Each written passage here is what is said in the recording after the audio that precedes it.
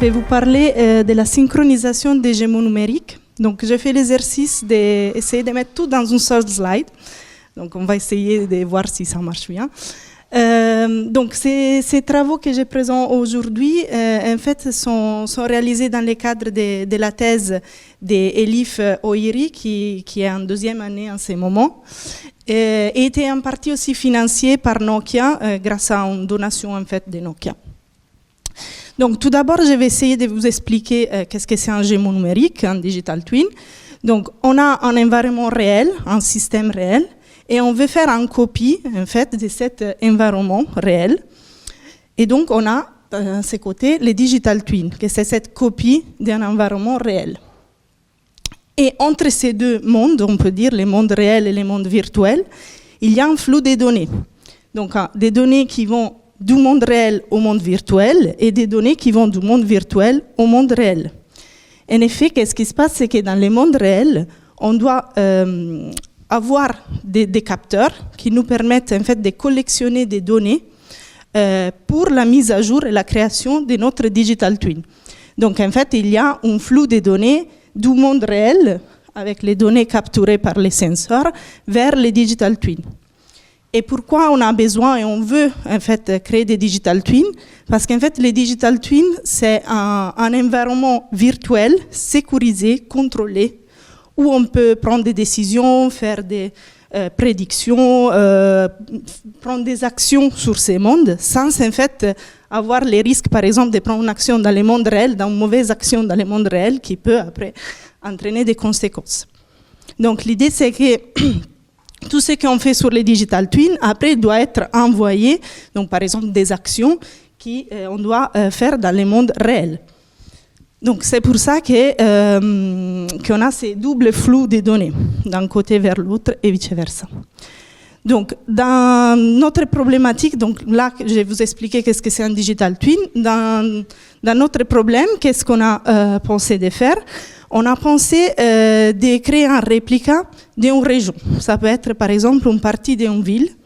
Et on veut créer en fait une sorte de métaverse, donc une sorte de copie digitale de cette région. Et en cette région, on a deux groupes des acteurs.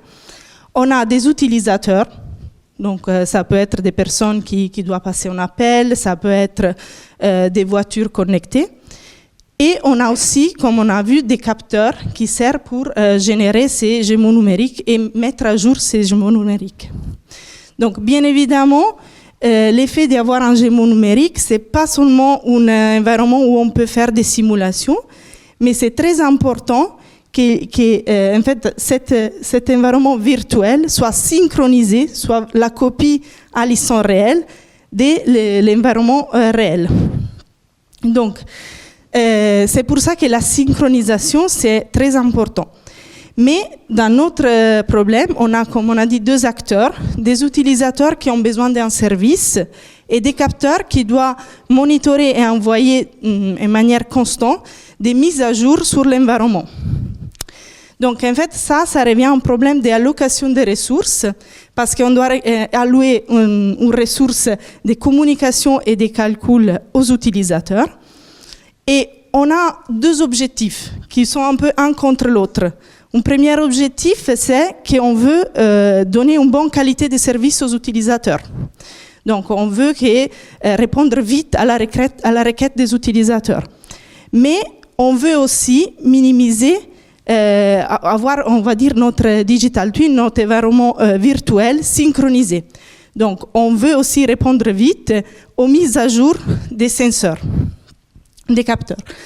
Et donc, ça revient à un problème d'allocation des ressources. Donc, on a deux ressources allouées, donc la ressource communication et la ressource calcul. Et notre problème, notre objectif, c'était celle de trouver cette partition. Donc là, par exemple, si, vu que la ressource est limitée, si on considère ça la ressource, la partie rouge, c'est allouée aux utilisateurs et la partie verte, c'est allouée aux capteurs. Et la même chose pour les computing. Et l'idée, c'est vraiment de prendre en considération ces trade-offs, donc cet objectif, ces deux objectifs qui vont un peu un contre l'autre. Donc, comment on a fait ça? Donc, on a introduit deux mesures une mesure que c'est le Age of Request Information et l'autre que c'est le Age of Sensing Information. Donc l'idée c'est qu'on doit tenir en compte les délais de bout en bout pour servir un utilisateur, mais au même moment, on doit considérer aussi d'avoir des informations fraîches au moment où on sert l'utilisateur. Donc, ces deux métriques, on l'a utilisé et on a modélisé les problèmes comme un MDP, donc comme un processus de Markov.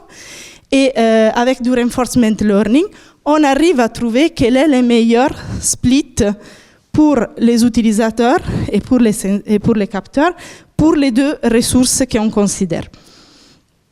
Après, à l'intérieur de chaque groupe, on fait un partage des ressources de façon plus classique. Et donc ça nous permet en fait de trouver, d'apprendre en fait avec du reinforcement learning quel est le split optimal. Donc ce travail que je vous ai présenté a été publié et couramment on est en train de travailler sur d'autres sujets à la suite de ces travaux. Donc un premier sujet c'est d'introduire dans notre modèle une troisième entité qui sont des ISAC. Les ISAC sont en fait des utilisateurs qui à la fois peuvent être des utilisateurs, mais à la fois peuvent aussi être des capteurs. Donc à un certain moment, l'opérateur peut demander de faire du sensing, par exemple, s'il y a des données trop anciennes, donc si on n'a pas de données fraîches, ou s'il y a très peu de capteurs dans une région. Une deuxième piste qu'on est en train de suivre, c'est en fait d'étendre ce travail dans un cas avec plusieurs stations de base, multi-base station, où en fait chaque station de base peut créer son environnement virtuel. Et donc l'idée c'est qu'on a besoin après une collaboration entre les stations de base pour par exemple créer un environnement virtuel, par exemple un métaverse, d'une ville entière, par exemple. Et un troisième travail, c'est qu'on est en train actuellement d'investiguer avec un stagiaire, c'est en fait que là, on a ces deep reinforcement learning pour apprendre. Et ça, on l'appelait fast loop, mais on peut aussi penser à un loop un peu plus lent, les slow loop, où en fait on utilise des LLM pour en fait interpréter des intentions de l'opérateur. Donc l'opérateur, selon les trafics et selon les moments, on peut avoir des intentions différentes. Donc en fait, on peut utiliser du LLM pour interpréter, donc ça c'est notre idée, d'utiliser l'LLM pour interpréter cette intention de l'opérateur et en fait changer les hyperparamètres de notre fast loop, que c'est notre algorithme d'apprentissage. Donc c'est tout. Je vous remercie.